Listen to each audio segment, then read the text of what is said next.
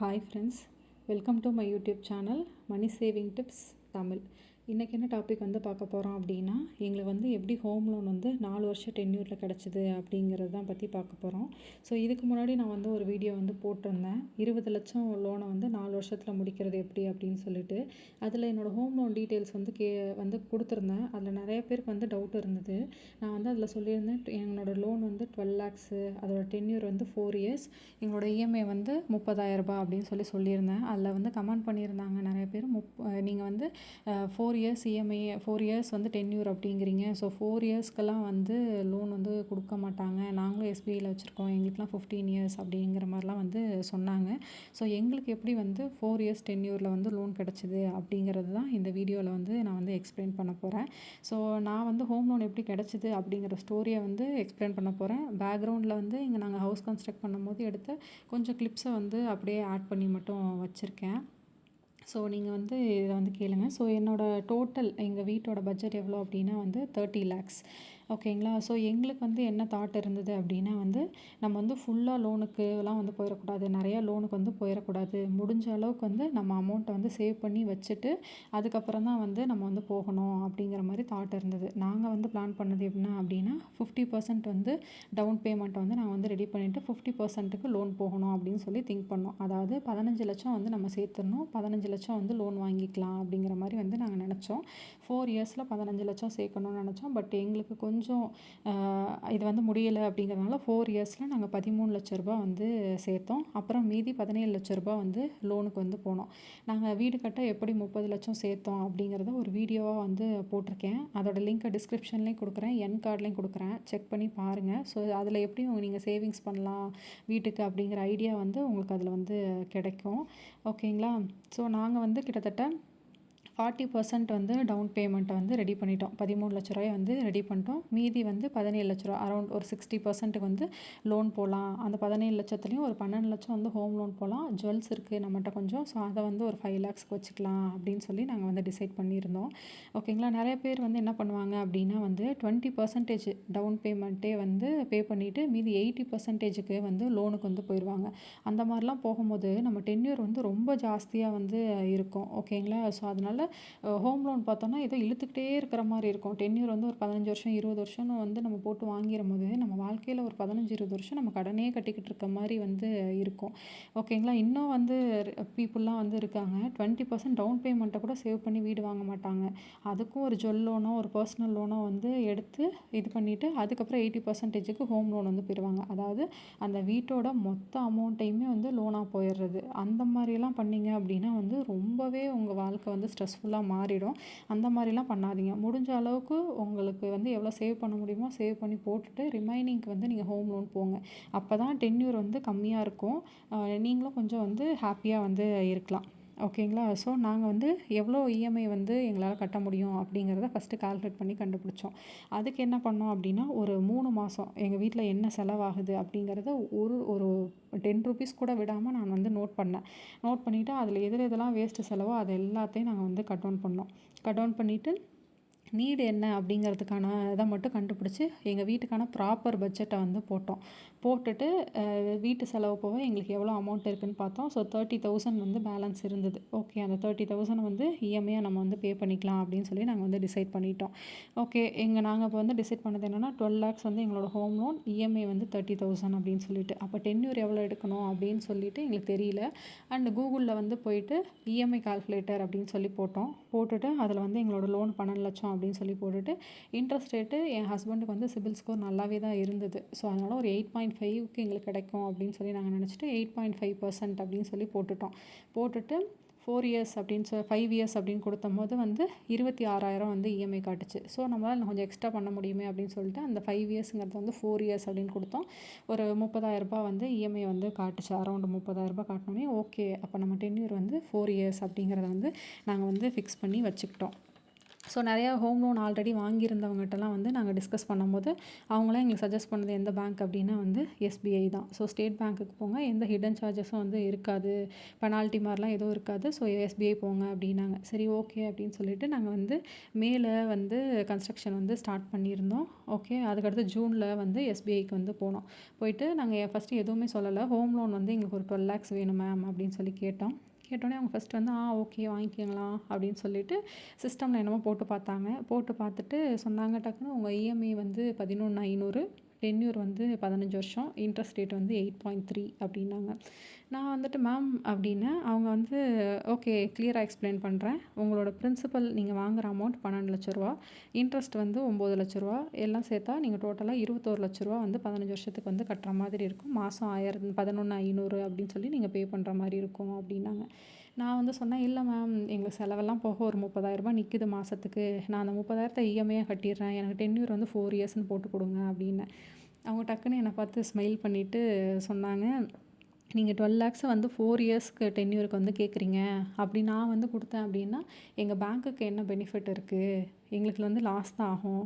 இந்த மாதிரி 12 lakhs வந்து நாங்கள் வந்து 4 to 5 years அப்படின்னு வந்து பர்சனல் லோனுக்கு தான் வந்து கொடுப்போம் அப்படின்னாங்க. ஓகே மேம், இப்போ நீங்கள் என்ன எங்களுக்கு சொல்கிறீங்க அப்படின்னு நான் கேட்டோன்னா அவங்க 2 ஆப்ஷன் தரேன். ஒன்று, நீங்கள் வந்து உங்களுக்கு 12 lakhs மட்டும்தான் வேணும் அப்படின்னா வந்து பர்சனல் லோனாக போய்க்குங்க, ஹோம் லோன் வேணாம் பர்சனல் லோனாக போய்க்குங்க, ஆனால் இன்ட்ரெஸ்ட் ரேட்டு 12% அப்படின்னாங்க. ஓகே, இன்னொரு ஆப்ஷன் வந்து இல்லை ஹோம் லோன் தான் எனக்கு வேணும் அப்படின்னா நீங்கள் வந்து 20 lakhs 20 லட்ச ரூபாய்க்கு ஹோம் லோன் வந்து போய்க்கிங்க, நீங்கள் ஒரு 10 வருஷம் அப்படின்னு போட்டுக்கிட்டீங்க அப்படின்னா ஒரு 25,000 கிட்ட வரும் இஎம்ஐ. ஸோ நீங்கள் வந்து வீட்டுக்கு வந்து வுட் ஒர்க் பண்ணிட்டீங்களா அப்படின்னு கேட்டாங்க. இல்லை மேம் அப்படின்னு சொன்னேன்.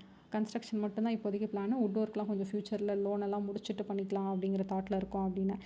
ஓகே, அப்போ நீங்கள் 20 lakhs வாங்கிட்டு 12 lakhs உங்கள் கன்ஸ்ட்ரக்ஷன் யூஸ் பண்ணிவிட்டு 8 lakhsல வுட் ஒர்க் பண்ணிக்கோங்க அப்படின்னாங்க. சரி ஓகே மேம், நாங்கள் டிஸ்கஸ் பண்ணிட்டு வந்து சொல்கிறோம் அப்படின்னு சொல்லிட்டு நாங்கள் அங்கேருந்து வந்துட்டோம். ஸோ அப்போ நாங்கள் அங்கேருந்து வெளியில் வரும்போதே டிசைட் பண்ணிட்டோம், எஸ்பிஐ வந்து எங்களுக்கு செட் ஆகாது அப்படின்னு சொல்லிட்டு. ஓகே அப்படின்னு சொல்லிட்டு ஒரு 1 வீக்லேயே வந்து எகெயின் ஐஓபிக்கு போனோம், இந்தியன் ஓவர்சீஸ் பேங்க்குக்கு வந்து போனோம். போயிட்டு நான் தெளிவாக வந்து சொல்லிட்டேன், எனக்கு இஎம்ஐ வந்து 30,000, அமௌண்ட்டு வந்து லோன் அமௌண்ட் வந்து 12 லட்ச ரூபா, டென்யூர் வந்து 4 years, இதை வந்து கொடுத்தீங்கன்னா எனக்கு ஓகே அப்படின்னு. அவங்க அதுக்கப்புறம் இவரோட சிபில் ஸ்கோர்லாம் செக் பண்ணி பார்த்துட்டு ஓகே 8.4% வந்து இன்ட்ரெஸ்ட் வருது அப்படின்னாங்க. அங்கே எங்களுக்கு எஸ்பிஐயில் 8.3 வந்து சொல்லியிருந்தாங்க, இங்கே 8.4 சொல்லியிருந்தாங்க, 0.1% வந்து எக்ஸ்ட்ரா. ஓகேங்களா. அவங்க வந்து என்ன சொன்னாங்க அப்படின்னா, ஓகே லேண்ட் யார் பேரில் இருக்குது அப்படின்னு சொல்லி கேட்டாங்க. என்னோடய ஃபாதர் இன் லா பேரில் ஆக்சுவலாக லேண்ட் வந்து இருக்குது. இது வந்து என் ஹஸ்பண்ட் ஒரு 10 to 12 years ஏஜில் இருக்கும்போது வந்து வாங்கின லேண்டு, அதனால் அது அவர் நேமில் வந்து இருந்தது. ஓகே, உங்களுக்கு வேறு ஏதாவது லேண்ட் இருக்கா அப்படின்னு சொல்லி கேட்டாங்க. இல்லை வேறு ஏதாவது ப்ராப்பர்ட்டிஸ் இருக்கா அப்படின்னு கேட்டாங்க. இல்லை என்னோடய நேமில் எதுவும் இல்லை அப்படின்னு சொல்லி என் ஹஸ்பண்ட் வந்து சொன்னார்.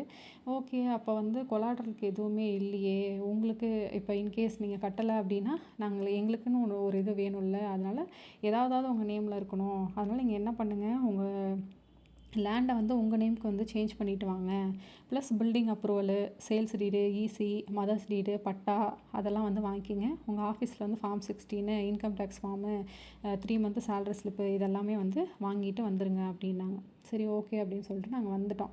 ஓகே ஹோம் லோன் கிடச்சிரும் அப்படின்னு திங்க் பண்ணிட்டு நாங்களும் அதுக்கப்புறம் வந்து லேண்டை வந்து என் ஃபாதர் இன் லா நேம்லேருந்து என் ஹஸ்பண்ட் நேமுக்கு ரெஜிஸ்ட்ரேஷன் பண்ணுற ப்ராசஸை வந்து பார்த்துக்கிட்டு பட்டா, பில்டிங் அப்ரூவல் அதுக்கெல்லாம் சைட் பை சைட் பார்த்து அலைஞ்சிட்டு இருந்தோம். ஒரு 20 to 25 days வந்து ஆச்சு இந்த டாக்குமெண்ட்ஸ் எல்லாம் நாங்கள் வந்து ரெடி பண்ணி வாங்குறதுக்கு. வாங்கிட்டு அதுக்கப்புறம் வந்து எகெயின் ஐஓபிக்கு வந்து போனோம். எங்ககிட்ட அன்றைக்கி பேசினது வந்து அசிஸ்டன்ட் மேனேஜர். ஓகேங்களா. இது சொன்னோன்னே அதுக்கப்புறம் ஓகே எல்லா டாக்குமெண்ட்ஸ் எடுத்துகிட்டு போய் மேனேஜரை பாருங்கள் அப்படின்னாங்க. ஓகே அப்படின்னு சொல்லிட்டு நாங்கள் மேனேஜர்கிட்ட போனோம். மேனேஜர் போனோன்னே எல்லா டாக்குமெண்ட்டும் பார்த்துட்டு இந்த ரிஜிஸ்ட்ரேஷன் எப்போ பண்ணது அப்படின்னு கேட்டார். கேட்டோன்னேயும் லாஸ்ட் வீக் பண்ணோம் அப்படின்னு நாங்கள் வந்து சொன்னோம். ஓ நீங்கள் இப்படி பண்ணியிருக்கீங்க அப்படின்னா டிடிசிபி அப்ரூவல் வந்து வேணும்.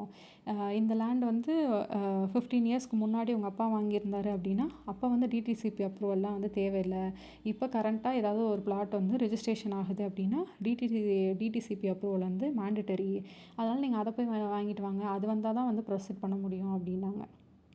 ஓகே அப்படின்னு சொல்லிட்டு திருப்பி நகராட்சி ஆஃபீஸ்க்கு வந்து போயிட்டு டிடிசிபி அப்ரூவலோட ப்ராசஸ்லாம் என்ன அப்படின்னு சொல்லி விசாரித்தோம். அவங்க 1 month ஆகும் அப்படின்னு சொல்லிட்டாங்க. ஓகே அப்படின்னு சொல்லிட்டு நாங்கள் ஜூனில் ஸ்டார்ட் பண்ணோம். ஆகஸ்ட் ஆயிடுச்சு எங்களுக்கு. அப்புறம் டிடிசிபி அப்ரூவலும் வாங்கிட்டோம்.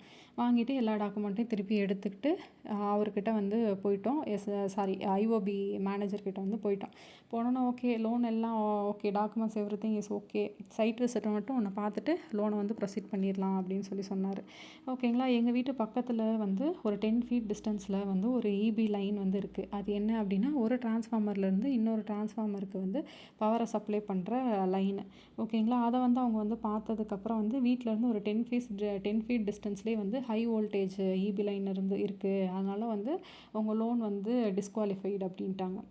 இது என்னடா இதெல்லாம் ஒரு இதாக இருக்குது அப்படின்னு சொல்லிட்டு, அப்புறம் என்ன சார் பண்ணுறதுன்னா, நீங்கள் மேபி இபியில் போய் கேளுங்க, இந்த கம்பத்தை வந்து உங்களால் நவுத்தி போட முடிஞ்சுது அப்படின்னா வந்துட்டு நவுத்தி போட்டுருங்க, போட்டுட்டு அதுக்கப்புறம் வாங்க லோனை ப்ரொசீட் பண்ணிக்கலாம் அப்படின்னாங்க. ஓகே அப்படின்னு சொல்லிட்டு இபி ஆஃபீஸ் போனோம். இபி ஆஃபீஸ் வந்து போனதுக்கப்புறம் அங்கே போய் கேட்டோம். இப்படி வந்து மாற்றணும் சார், இபி லைன் வந்து எங்கள் வீட்டு பக்கத்துலேருந்து ஒரு 10 ஃபீட் டிஸ்டன்ஸில் இருக்குது, ஸோ வந்து நீங்கள் மாற்றணும் அப்படின்னோம். அப்புறம் இபி ஆஃபீஸ்லேருந்து வந்துட்டு சைட் விசிட் பண்ணாங்க. சைட் விசிட் பண்ணிவிட்டு அவங்க வந்து என்ன சொன்னாங்க அப்படின்னா, எக்ஸ்ட்ரா ஒரு கம்பம் போட்டு தான் இதை வந்து மாற்ற முடியும், அதனால் வந்து இதுக்கு வந்து புதுசாக கம்பத்துக்கும் நீங்கள் வந்து பே பண்ணணும், ப்ளஸ் கம்பம்லாம் வந்து இது ப்ராசஸ் ஆகிறதுக்கு மோர் தென் 1 மந்த் ஆகும், டோட்டலாக வந்து இதுக்கு ஒரு 50,000 50,000 செலவாகும் அப்படின்னு சொல்லிட்டாங்க. நாங்கள் 13 லட்ச ரூபா வச்சுருந்த சேவிங்ஸும் முடிஞ்சு போயிடுச்சு. ஒரு லோன் ஒரு 3 lakhs ஜுவல் லோன் போய் அந்த அமௌண்ட்டும் முடிஞ்சு போயிடுச்சு. என்ன பண்ணுறதுன்னு தெரில, வீடோட கன்ஸ்ட்ரக்ஷனை வந்து நாங்கள் ஸ்டாப் பண்ணி வச்சுட்டோம். அதுக்கப்புறம் ஓகே அப்படின்னு சொல்லிட்டு, ஓகே ஒரு ப்ரைவேட் பேங்க்கில் தான் போய் விசாரித்து பார்க்கலாம் அப்படின்னு சொல்லிட்டு ஆகஸ்ட் 2024 ஆகஸ்ட் எண்டுக்கிட்ட வந்து நாங்கள் போய் ஐசிஐசிஐயில் வந்து கேட்டுட்டு எங்களோட இஷ்யூஸ் எல்லாத்தையும் நாங்கள் வந்து சொல்லிட்டோம். எங்கள் இஎம்ஐ வந்து 30,000 தான், டென்யூர் 4 வருஷம், லோனு 12 லட்சம் மட்டும் இருந்தால் எங்களுக்கு போதும். எங்கள் வீட்டு பக்கத்தில் ஒரு இபி லைன் வந்து இருக்குது, 10 ஃபீட் டிஸ்டன்ஸில் வந்து இருக்குது, ஸோ இதெல்லாம் வந்து நீங்கள் செக் பண்ணி பார்த்துட்டு அப்புறம் சொல்லுங்கள் அப்படின்னோம். அவங்க எதுவுமே சொல்லலை. ஓகே ஃபைன், ஒன்றும் பிரச்சனை இல்லை அப்படின்னு சொல்லிட்டு அவரோட சிபில் ஸ்கோர்லாம் செக் பண்ணிட்டு 8.6% அப்படின்னாங்க. எஸ்பிஐயில் எங்களுக்கு 8.3 சொல்லியிருந்தாங்க, ஐஓபியில் 8.4 வந்து சொல்லியிருந்தாங்க, இங்கே வந்து எங்களுக்கு 8.6 வந்து சொல்லியிருந்தாங்க. ஒரு 0.3% அது வந்து பெரிய டிஃப்ரென்ஸ் எல்லாம் வந்து எதுவும் கொண்டு வராது. அதனால் நாங்கள் வந்து ஓகே அப்படின்ட்டோம். ஸோ எங்களுக்கு வந்து ஹோம் லோன் 12 லட்ச ரூபா, அதுக்கான இன்ட்ரெஸ்ட் ரேட்டு 8.6 அப்படின்னு போட்டு டென்யூர் 4 இயர்ஸு. ஸோ நீங்கள் இஎம்ஐயாக வந்து 30,000 பே பண்ணணும். ஸோ டோட்டலாக நீங்கள் இன்ட்ரெஸ்ட் எவ்வளோ பே பண்ணியிருப்பீங்க அப்படின்னா வந்து 2 lakhs. டோட்டல் அமௌண்ட் எவ்வளோனா 12 லட்ச ரூபா பிரின்சிபலும் 2 லட்ச ரூபா இன்ட்ரெஸ்ட்டும் சேர்த்து 14 லட்ச ரூபா பே பண்ணணும் அப்படின்னாங்க. நாங்கள் ஓகேன்னு சொல்லிவிட்டு அன்றைக்கே வந்து டாக்குமெண்ட்ஸ் எல்லாம் சைன் பண்ணி நாங்கள் வந்து கொடுத்துட்டு வந்துட்டோம். ஆகஸ்ட் எண்டில் நாங்கள் கொடுத்துட்டு வந்தோம். ஒரு 2 டேஸ்லேயே வந்து எங்களுக்கு வந்து ப்ரொசீட் பண்ணி ஒரு 8 lakhs வந்து ரிலீஸ் பண்ணிட்டாங்க. 8 lakhs ரிலீஸ் பண்ணோடனே செப்டம்பர் அக்டோபர் இந்த 2 மாதத்துலேயும் வந்து நாங்கள் வந்து ஒரு 20,000 வந்து இஎம்ஐ வந்து 2020 வந்து ஒரு 40,000 வந்து இஎம்ஐ வந்து பே பண்ணோம். அப்புறம் அந்த 8 lakhsம் வந்து எங்களுக்கு முடிஞ்சு போயிடுச்சு. 2 monthஸில் முடிஞ்சு போயிடுச்சு. அப்புறம் போயிட்டு திருப்பி ஓகே ஃபைனலாக இருக்க 4 lakhs வந்து ரிலீஸ் பண்ணுங்க அப்படின்னு போய் கேட்டோம். அவங்க வந்து என்ன சொல்லிட்டாங்க அப்படின்னா, நீங்கள் டைல் ஒர்க்கு, உங்கள் ஒயிட் வாஷு இதெல்லாம் முடிச்சு வீடு ஆல்மோஸ்ட் மோர் தென் 90% வந்து முடிஞ்சிருந்தால் தான் ஃபைனல் பேமெண்ட் ரிலீஸ் பண்ண முடியும் அப்படின்ட்டாங்க. அப்புறம் எகெயின் போய் என்னோடய ஜுவல்லை வந்து ஒரு 2 lakhsக்கு வந்து ப்ளச் பண்ணிவிட்டு அந்த 2 lakhs வச்சு எல்லா ஒர்க்கும் வந்து முடிச்சுட்டு இதெல்லாம் ஃபோட்டோ ப்ரூஃப் எடுத்துகிட்டு போய் ஐசிஐசிஐயில் சப்மிட் பண்ணிவிட்டு மீதி இருக்க 4 லட்ச ரூபாயை வந்து வாங்கிட்டோம். ஸோ எங்களுக்கு வந்து அக்டோபர் மந்த் வந்து அந்த 4 லட்ச ரூபாயை வந்து கொடுத்துட்டாங்க. நவம்பர்லேருந்து எங்கள் இஎம்ஐ வந்து 30,000 வந்து மாறிடுச்சு. ஓகேங்களா. இவங்க ஆனால் எங்களுக்கு இபி லைன்லாம் வந்து சேஞ்ச் பண்ண சொல்லி எதுவுமே சொல்லலை. பட் அது கொஞ்சம் சேஃப் இல்லைங்கிற மாதிரி நாங்கள் விசாரித்த போதும் நிறைய பேர் வந்து சொன்னாங்க. சரி ஓகே, எதுக்கு வந்து ரிஸ்க்கு அப்படின்னு சொல்லிட்டு அதுக்கப்புறம் நாங்கள் அந்த இபி லைனையுமே வந்து சேஞ்ச் பண்ணிட்டோம். ஸோ இப்போ வந்து எங்களுக்கு எங்கள் ஹோம் லோன் பெரிய ஸ்ட்ரெஸ்ஸாகவே வந்து தெரியல. நாங்கள் ஈஸியாக மாதம் ஆனால் வந்து 30 அப்படிங்கிற மாதிரி நாங்கள் வந்து பே பண்ணிவிட்டு போயிட்டே இருக்கோம். ஸோ இதை தான் நான் உங்களுக்கும் அட்வைஸாக சொல்லுவேன். 1க்கு 2 3 பேங்க் ஏறி பாருங்கள், விசாரித்து பாருங்கள். அப்போ தான் வந்து எங்கே நமக்கு வந்து ப்ராஃபிட்டாக கிடைக்குதோ அங்கே வந்து போங்க. இப்போ வர பிக்சரில் பாருங்கள், அந்த இபி லைனை வந்து நான் வந்து கொடுத்துருக்கேன். ஸோ எங்கள் வீட்டிலேருந்து எவ்வளோ டிஸ்டன்ஸில் அந்த இபி லைன் இருக்குது அப்படிங்கிற இமேஜ் வந்து இப்போ ஆகிட்டுருக்கு. இங்கே பாருங்கள், பழைய கம்பத்துலேருந்து நாங்கள் புதுசாக ஒரு கம்பம் வந்து போட்டிருக்கோம். ஸோ போட்டு அதை சேஞ்ச் பண்ண இமேஜ் தான் இப்போ ப்ளே ஆகிட்டு வந்து இருக்குது. ஸோ இந்த மாதிரி நிறைய ஸ்ட்ரகிள்ஸ் வரும் நம்ம வந்து வீடு கட்டும் போது. ஒன்றையும் நம்ம கன்ஸ்ட்ரக்ஷனை தடுத்துக்கிட்டே இருக்கோம். பட் அதிலேருந்து நம்ம ஈஸியாக வெளியில் வந்து நம்மளும் வீடு கட்டி முடிச்சிடலாம். ஸோ இந்த வீடியோ பார்க்குற எல்லாருமே வந்து உங்கள் வீட்டை சீக்கிரமாக கட்டி முடிப்பீங்க அப்படின்னு சொல்லி நான் உங்கள் எல்லாரையும் வந்து விஷ் பண்ணுறேன். So all the best every one. So இப்போ வந்து நான் வந்து என்ன காட்ட போகிறேன் அப்படின்னா, ஐசிஐசிஐலேருந்து கொடுத்த எங்களுக்கு இஎம்ஐ ஷெட்யூல். நீங்கள் வந்து பார்த்தீங்க அப்படின்னா ஃபஸ்ட்டு நாங்களோட டேட் வந்து பாருங்கள், 2024 ஆகஸ்ட் எண்டில் எங்களுக்கு ப்ரொசீட் ஆச்சு. ஸோ செப்டம்பரில் நாங்கள் வந்து பே பண்ண வேண்டியதாக இருந்தது லோனு. ஸோ 8 lakhs வந்து வாங்கியிருந்தோம். அதோட இஎம்ஐ வந்து பாருங்கள் 19,833 ரூபா. ஓகேங்களா. அது மாதிரி நாங்கள் 2 மாதம் 19,833 ரூபா பே பண்ணியிருக்கோம். அப்புறம் ஃபுல்லாக 12 lakhs கொடுத்ததுக்கப்புறம் எங்களுக்கு வந்து 30,066 வந்து ஆயிடுச்சு எங்களோட இஎம்ஐ. ஓகேங்களா. எங்கள் இஎம்ஐ வந்து 30,066. அதுக்கு அடுத்து இருக்க காலமில் பாருங்கள் பிரின்சிபல் வந்து எவ்வளோ கம்மியாகுது அப்படின்னு சொல்லி கொடுத்துருக்காங்க. நாங்கள் கட்டுற 30,000ல் கிட்டத்தட்ட 21,000 வந்து பிரின்சிபலுக்கு வந்து போகுது. வெறும் ஒரு 8,000 தான் வந்து இன்ட்ரெஸ்ட்டுக்கு போகுது. எவ்வளோ ஜாஸ்தியாக இன்க்ரீஸ் ஆகிக்கிட்டே வருதுன்னு பாருங்கள். இப்போ என்னோட கரண்ட்டான இது ஒரு 20ன்னு போட்டிருக்குல்ல, அதில் பாருங்கள் 2026 ஏப்ரல். அதில் இப்போ எனக்கு பேலன்ஸ் எவ்வளோ இருக்குது அப்படின்னா 7,75,000 வந்து இருக்குது. நான் இப்போ கட்டுறேன் ஒரு 30,000 நான் கொடுக்குறேன் அப்படின்னா அதில் 25,000 வந்து பிரின்சிபலுக்கு போயிட்டு 5,000 தான் வந்து இன்ட்ரெஸ்ட்டுக்கு போகும். 7,75ன்னு இருக்கிறது அடுத்த மாதமே 7,5 லட்சமாக வந்து மாறிடும். இந்த அளவுக்கு ரொம்ப கம்மியான இன்ட்ரெஸ்ட்டில் எங்களுக்கு வந்து இங்கே லோன் வந்து கிடச்சிது. ஸோ ஃபைனலாக அங்கே கீழே டோட்டல் அப்படின்னு போட்டிருக்கு பாருங்கள். அதில் வந்து போட்டிருக்கு பாருங்கள் டோட்டலாக நாங்கள் எவ்வளோ பே பண்ணோம் அப்படின்னா 13,99,578 ரூபா கட்டணும். அதில் பிரின்சிபல் வந்து 11,99,605 ரூபா. அதுக்கடுத்து இன்ட்ரெஸ்ட் வந்து அரௌண்ட் 2 லட்சம் ரூபா. ஸோ நீ கேட்டவங்களுக்காக நான் வந்து என்னோடய இஎம்ஐ ஷெட்யூலையே வந்து ஷேர் பண்ணிட்டேன். ஹோப் இந்த வீடியோ உங்களுக்கு வந்து ரொம்ப யூஸ்ஃபுல்லாக இருக்கும் அப்படின்னு சொல்லி நினைக்கிறேன். ஸோ இவ்வளோ நேரம் வந்து டைம் ஸ்பெண்ட் பண்ணி என் வீடியோவை பார்த்ததுக்கு ரொம்ப thank you. Please subscribe to my channel. Like பண்ணுங்கள், ஷேர் பண்ணுங்கள், கமெண்ட் பண்ணுங்கள், சப்ஸ்கிரைப் பண்ண மறக்காதீங்க. So thank you so much. Have a nice day.